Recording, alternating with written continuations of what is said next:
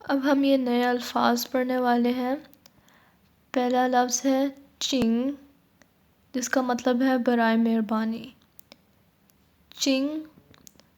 دوسرا لفظ ہے وین، وین، اس کا مطلب ہے پوچھنا، چنگ وین۔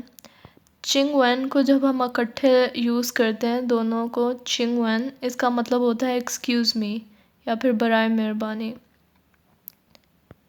ش، ش، ش کا مطلب ہوتا ہے نا، نا، کون سا۔ گو، گو، گو، ملک۔ رین، رین، رین، لوگ۔ چونگو، چونگو، چونگو، مطلب چین یا چائنا۔ میگو، میگو، مطلب امریکہ۔ باجیستان، مطلب پاکستان۔ باجیستان، باجیستان۔